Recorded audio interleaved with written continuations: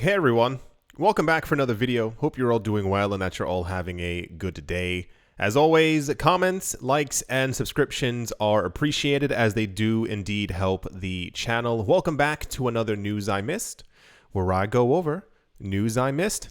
And without further ado, let's jump right into it. In a recent interview, Jack Dorsey, who is the former CEO of Twitter and is the head of Block, explained why he has more faith in Bitcoin than Ethereum, even though Ethereum evolves a lot faster.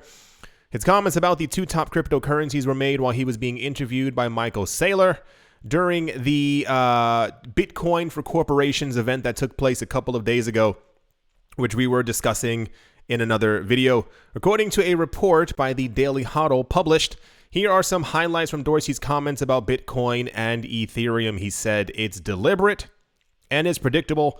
Bitcoin gets a lot of knocks, especially in the technology mainstream media, versus Ethereum in terms of speed and development.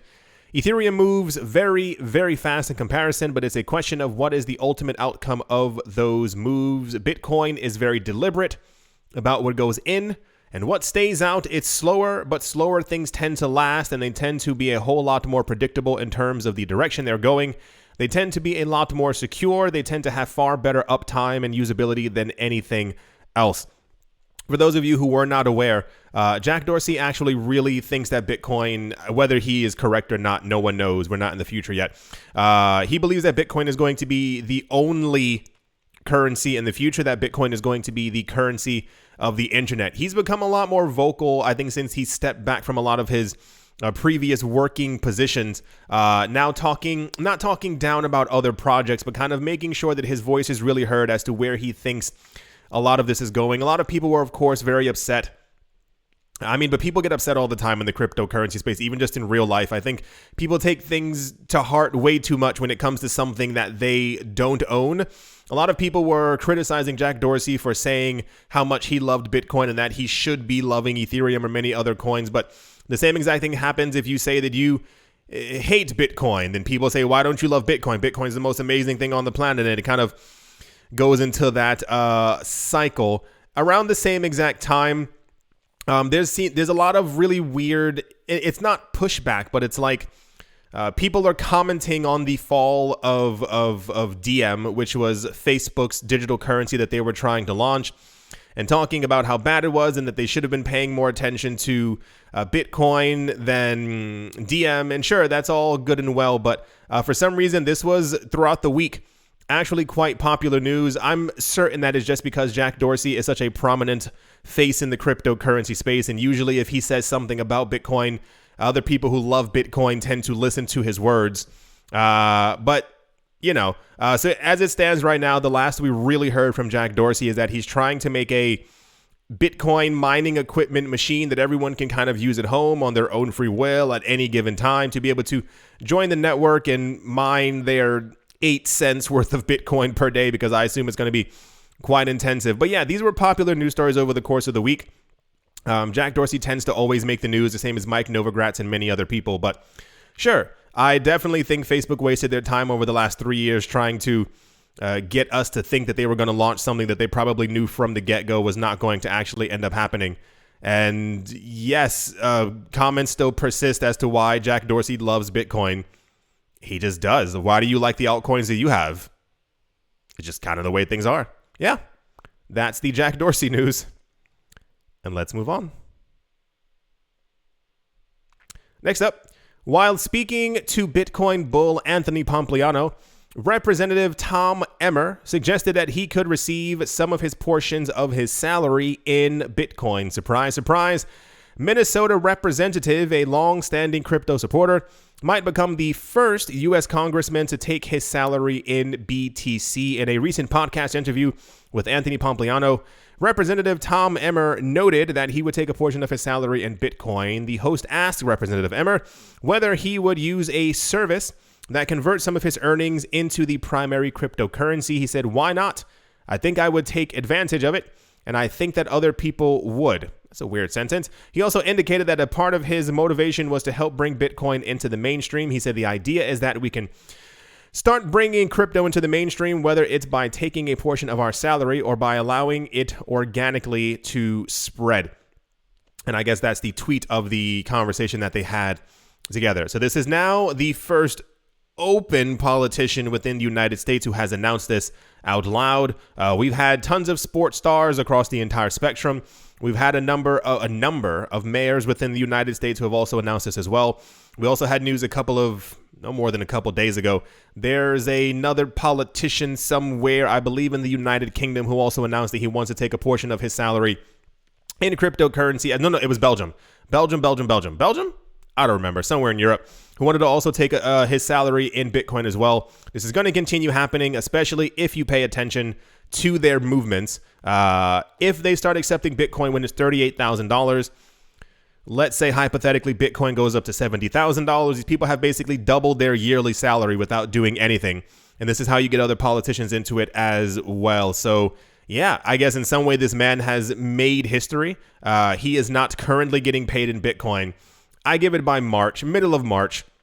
We're either going to hear from him that he is officially getting it in Bitcoin, or that other politicians are also talking about and discussing the exact same thing as well. It's just logical. And a lot of times like this, as this person is already a Bitcoin supporter, I'm going to logically assume he already has some Bitcoin and simply wants to have more Bitcoin, because if you're a believer, then you want more of it. So yeah, once again, in 5 years, if people aren't getting paid in Bitcoin, I think they will look quite odd, because, I think everyone will be at that point in some capacity. Anyway, that's the U.S. Congressman Bitcoin payment news. And let's move on. Also in the news, surprise, surprise, retired NFL quarterback turned entrepreneur Drew Brees has elected to take part of his salary in Bitcoin through New York Dig's new Bitcoin savings plan. Are you seeing a trend here? Brees, who currently works as an analyst for NBC Sports, is the latest among a growing list of pro athletes to accept salaries in Bitcoin, signaling a boost both in interest for Bitcoin as a usable currency and a long-term investment among celebrity figures. These people have been buying Bitcoin for a very long time. We've had news when we had information that Paris Hilton, Cardi B, and Kim Kardashian all not only knew what Bitcoin was, they were into the Bitcoin space, and that they all had NFTs and knew what NFTs were. That let me know that they've been in this space for quite a while. Not discussing their intelligence or anything like that. It's more of they're like very mainstream people who you would never ever hear talking about such things out loud. So the fact that, long story short, I'm certain that all these people have been into Bitcoin since around 2017 when the price skyrocketed. They saw what was going on. They got into the market. They have investment banking strategists behind them who were telling them, hey, you need to start getting more of this, or put 1% of your yearly income into this thing as well. They see the price continue to rise. They know that there's a huge amount of money to be made in it. New York Dig is a Bitcoin-focused company that gives businesses owners the tools to employ accounts, payroll, interest, blah, blah, blah, blah, blah, blah. For a long time, he said, Bitcoin was pretty intimidating for me. The more I have immersed myself into the understanding of money, long-term value, and the history of finance, the importance of Bitcoin becomes apparent. This was said in a press release. Not surprising. He's number 25 in a long list of other people who have openly come out to say that they are doing this. I'm sure that there are tons of other celebrities who are getting paid for movies, TV shows, musicians, and they're probably taking half of their own paycheck that they're getting that gets deposited into their account, and they're sending that directly, or half of it, to Coinbase as well. So we're going to keep getting news like this. Eventually, it's going to be every single sports star. Then it's going to be a number of musicians are probably going to do it. I think the really big part is when we're going to start hearing people for movies who are doing this. Like when we hear that, hey, this person's getting $18 million for this movie and half of it's going to be in Bitcoin, that's when it's going to spread. I mean, really, really fast. But cool. I guess the sports people got it first. And without further ado, let's move on. Sure, why not? The Southern African nation of Botswana might become the latest state to impose cryptocurrency regulations. The government of the African country Botswana has reportedly passed a bill to impose a comprehensive regulatory framework on cryptocurrency trading. The initiative is part of the efforts to tighten anti-money laundering measures. According to a recent coverage by Bloomberg, Botswana will become the next nation to implement rules in the cryptocurrency ecosystem. The Virtual Assets Bill, as it is being called, according to the opposition party, leaving the crypto industry unregulated could make the local financial sector look like the Wild West.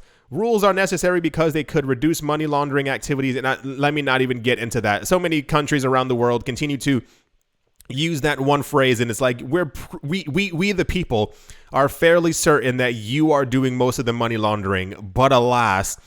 So I think this is actually quite intelligent. We do not often hear about many Latin American countries and or Southeast Asian countries and or African countries that have an okay kind of disposition to the cryptocurrency space. I think them regulating the market, as a lot of institutional investors keep calling for regulations, is actually quite intelligent. If people know exactly how much they have to pay, that it is legal, that they're not going to get in trouble for owning it and or trading it and or buying and selling it, that's great. You'll cause more people to move into your country, to use the technology in your space, especially if you have a relatively low tax threshold. It says nothing about, oh boy.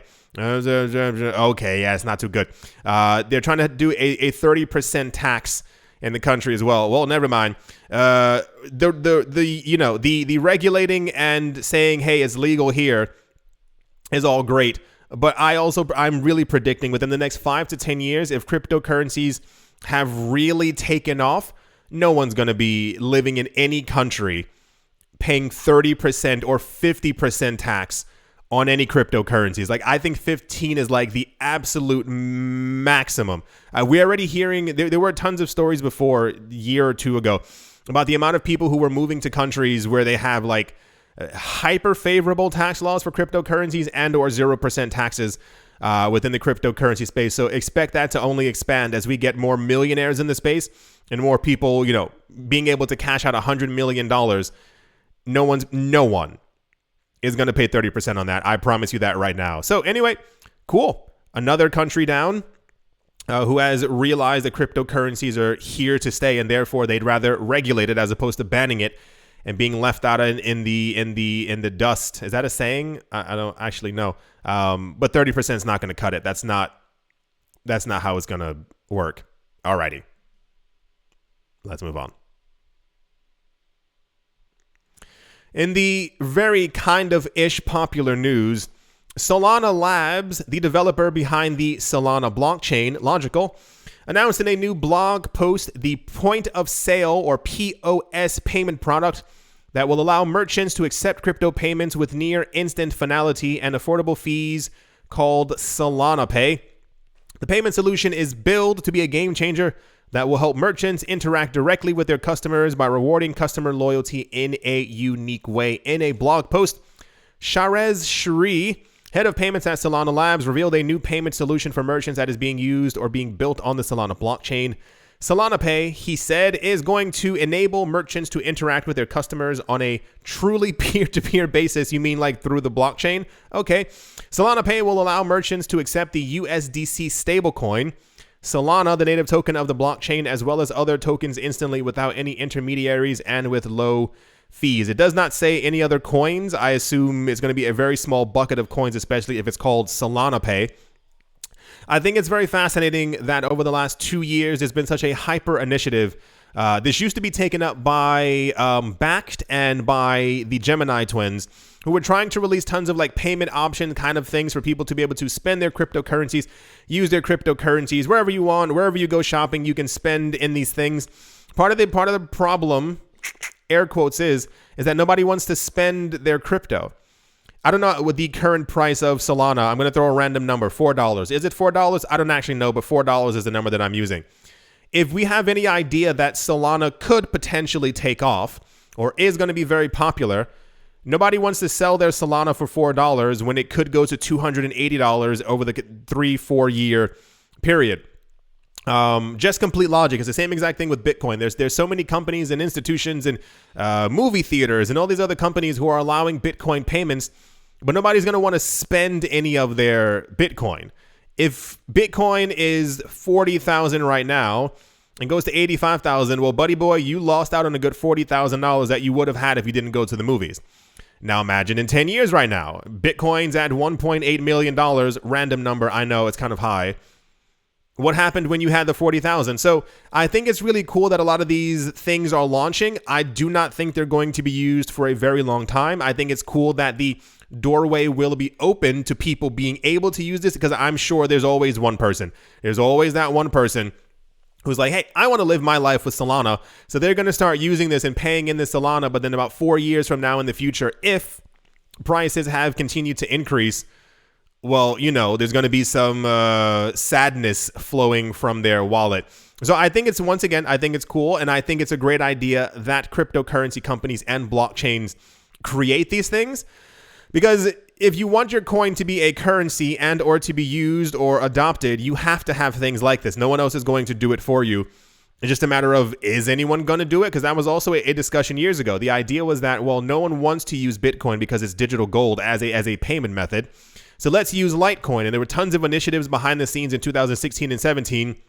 Let's start making Litecoin the coin of choice for payments. Nobody wants to use Litecoin. Like, what if Litecoin is $50? I think it's $100, and it goes to $2,000. Well, you know, you flying to Tahiti for one day and those bag of potato chips were really delicious, but you know, where's your money now? So you understand what I'm saying. Anyway, that's the Solana news. They continue to expand as one would expect.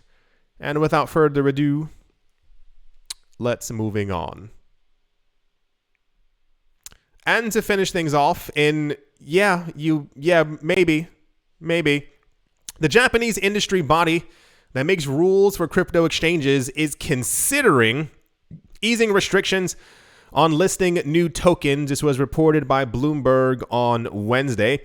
Under the new proposed rules, crypto exchanges will be able to list more than a dozen tokens at once, Bloomberg said, citing people familiar with the matter. The current screening process takes 6 months or more. So for those of you who were not here in 2017 and the beginning of 2018, Japan was the place to be for cryptocurrency. And I mean, not joking. Like, it was actually, when you looked at the actual charts and it came to seeing the metrics of who's trading the most around the world, it was South Korea and Japan. They held the industry in their hand. And when the market moved, it was because of them. They were buying more. They moved the entire market. The Japanese regulators seemed completely okay with everything that was going on. They had like a little bit of KYC and some other things as far as listing and stuff on the cryptocurrency platforms. But around the end of 2017, when a lot of people began to steal money from these exchanges and people realized that there weren't as many securities as we do have right now on these exchanges and all these other authentication things, Japan recoiled very, very fast. Like, I think it was because of some type of embarrassment, because they were touted as one of the worldwide leaders of the cryptocurrency space.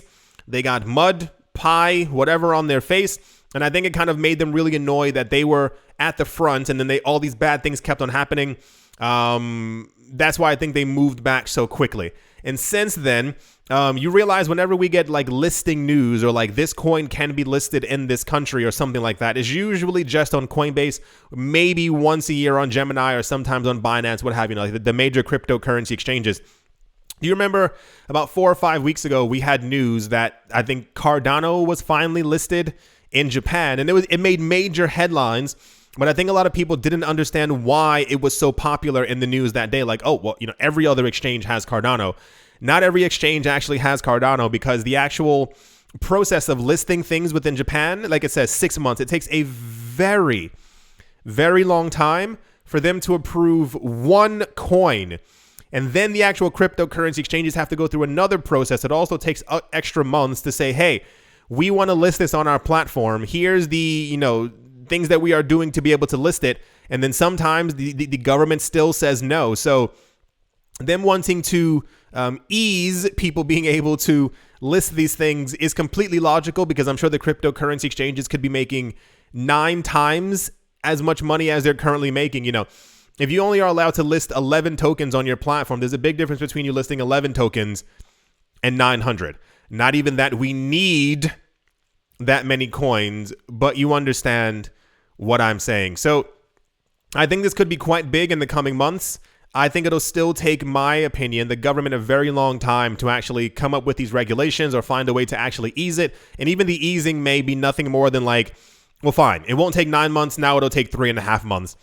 And then we'll slowly see more coins going onto these platforms. But yeah, no, like you really don't get it. Like they controlled the entire market. There was very little discussion as to like European players or American players like moving the market or like the stock market. No, it was Japan and it was South Korea.